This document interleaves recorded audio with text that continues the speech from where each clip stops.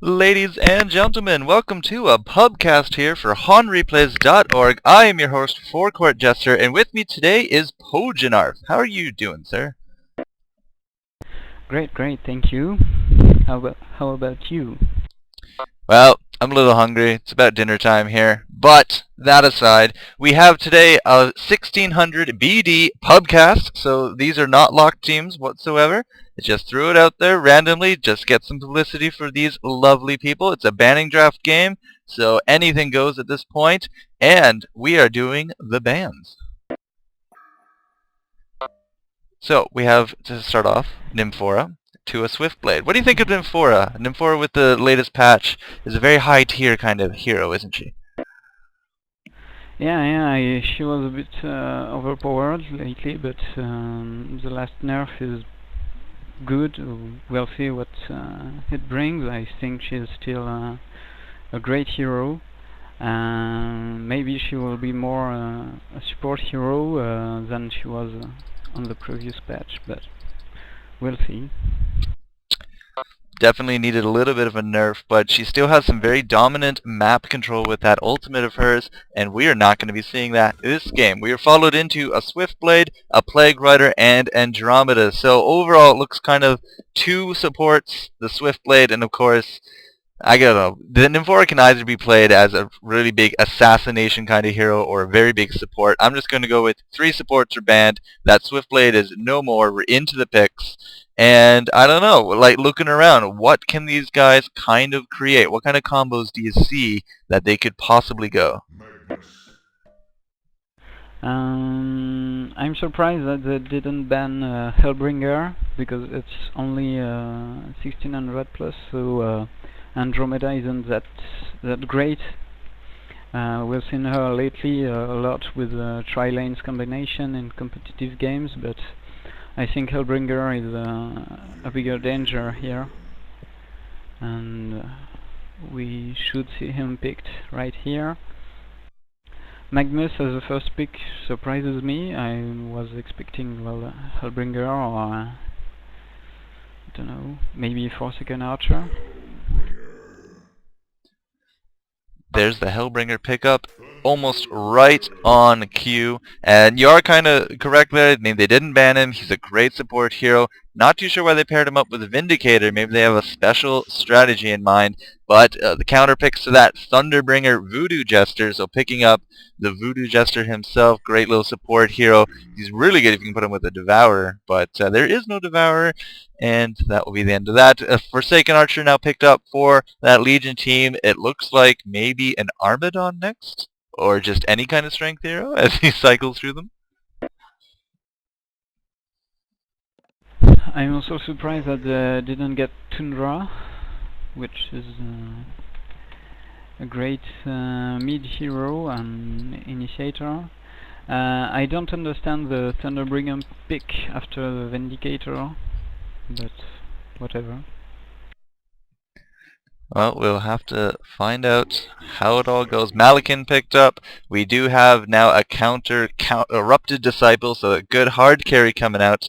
We will kind of see, I guess, Malakin trying to carry there, but it kind of need to really, I think, bring out one more carry type. Like the Forsaken Archer, great semi-carry, and that being said, I'm not sure a Malakin could do enough damage, especially against a Corrupted Disciple.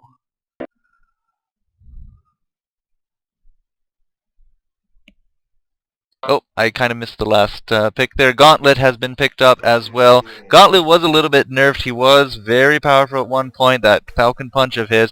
Hammerstorm finishing off the roster there for the Legion team. Now everyone's kind of set up.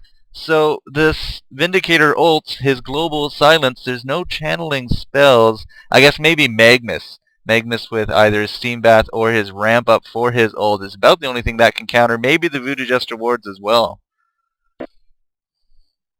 Yeah, that should be great, and he counters Thunderbringer because he won't be able to spam his spells. The lane seems. I don't really like the Hellbourne lanes because There are two mid heroes, Corrupted Disciple and Thunderbringer, but we'll see if they can get him with get one of them with Magnus. Maybe. I suppose that they'll send Voodoo Jester and Gauntlet top, but we'll see.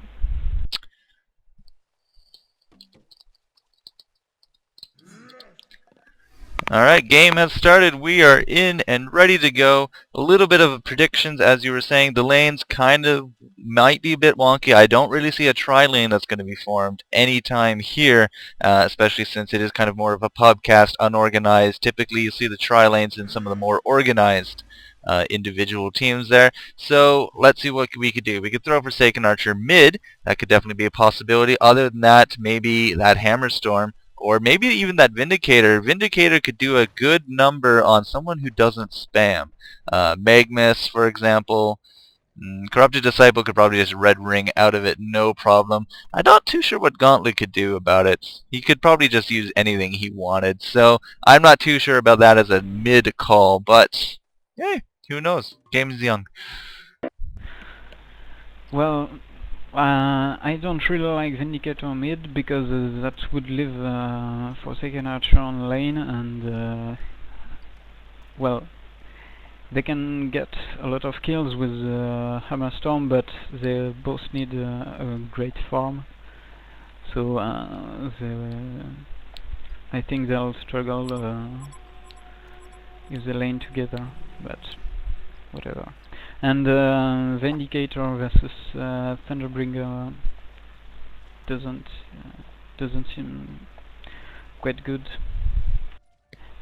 Thunderbringer can just cast his Chain Lightning when he wants, so the Sage's Law won't be useful, but Vindicator can choose another build with Master's Incantation. Well, definitely Vindicator's Sage's Lore is not built to go up against the Thunderbringer himself. Thunderbringer zooming around there with his haste. We have to keep a close eye on this mid. The pair-ups are a little interesting to me. Hellbringer, Malakin pairing up down south for the Corrupted Disciple Gauntlet. Not too sure why Corrupted Disciple wouldn't have gone mid, but hey, that's what they're doing. That's what they're doing. That puts Voodoo Jester up top with Magnus. Now typically the Voodoo Jester will go with that nice strong carry, use the stuns to try to get him some kills, and as has been pointed out before many times, Magnus is hardly a carry. So we are going to have to see a little bit of lopsided lines, but hey, as we said, the game is young, the players are unknown, we could see some amazing plays coming out here. All I know is that Forsaken Archer and Hammerstorm is a nasty combo to try to deal with.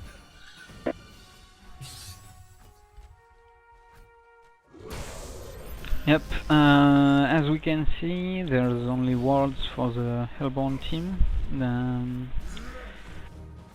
Oh, Gauntlet dropping really low, but some bottle first. Interesting choice there.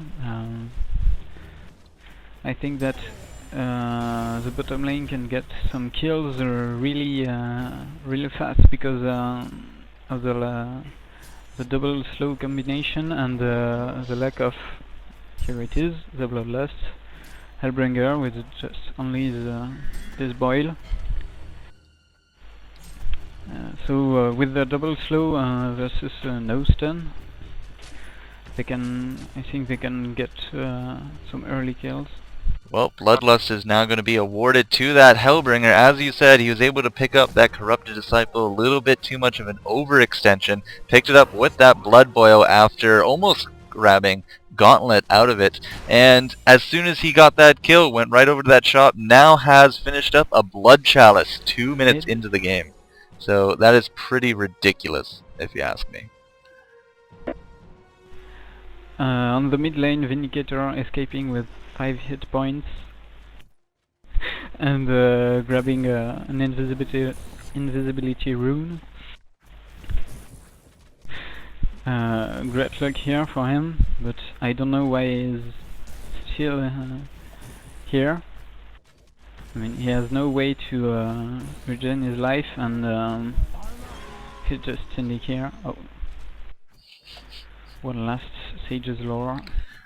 Oh, it was perfectly timed, was able to drain Thunderbringer of all his mana and any kind of retribution aspects that he was going to have any attempt on. He has no mana regen whatsoever, I don't think. Nope, he only has those Runes of Blight, so we'll have to see how Goat plays his Vindicator here. It is very risky. A one gank could be the end of him. We will have to see where that goes. And Thunderbringer is getting his bottle, so Vindicator should get back. He's doing that. Also, one thing I noticed is the build on Hellbringer is going straight for Death Boil and stat boost. As the kill on the top lane. Yep. Hammerstorm going down and Voodoo Jester escaping with something like 30 life. So I didn't quite catch the opening to it, but Magmus and Voodoo Jester were able to take out that Hammerstorm, even bringing down Forsaken Archer to really low by themselves. So I guess there was some kind of turnaround there, but that is a 1-1 counter kill now. This Corrupted Disciple, of course, was the first blood, and he's just not doing so hot down here against that Hellbringer. He is kind of a squishy hero, only 600 hit points, you know, to begin with, and now does have his mana battery, might have a little bit more of a dominating lane presence, but so far Malakin and Hellbringer both out leveling this lane totally no problem, and it does look like nope, that's not going to be a kill.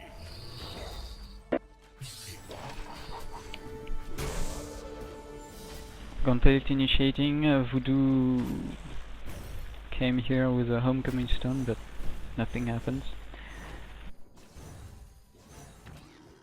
That's okay. So, I mean, this bottom lane might be going for a switch up. Voodoo Jester has come down south to help out the Corrupted Disciple. That lets Gauntlet go back to town. He might be switching back up to top with that Magmus for maybe some fun combos. Or maybe he's just going to come down south and they're going to try out a tri-lane on this lane. We're not too sure at this point. All we know is that Malakin and this Hellbringer are definitely winning out bottom lane, no problem. It does look like Gauntlet has come back down. So that puts us at a tri-lane bottom. Maybe they can find a gank. They kind of need to put some wards down to block this creep spawn, because look at Malakin just pick up all that free farm. Oh, great use of this sword throw, but Corrupted Disciple missing his tide. Overall, that gank did not go quite as planned, as the sword throw did get him into the woods, got him out of the range, and then of course they tried to do the red rings, tried to get a Jester kill in there. Not gonna happen. So this bottom lane is on top of things. This Hellbringer just spamming that Blood Boil, no problem. Out comes the ultimate though from Thunderbringer, taking out mid. Bye Vindicator for a little bit. So that is now a 2-1 lead for this Hellbourne team. And Voodoo Jester coming back to the top lane, helping Magmus. I'm kinda... well, Hellbringer did a great job of crippling and harassing, but no, they won't chase too far. Well, they remember what happened last time they chased too far. That Blood Boil is able to take down an obscene amount of damage, and this Blood Chalice is just ensuring that Hellbringer has enough mana to do it every time he wants. So, very powerful item, the Blood Chalice. Haven't really seen it used that much, but this Hellbringer definitely making it worth the while so far down in this bottom lane.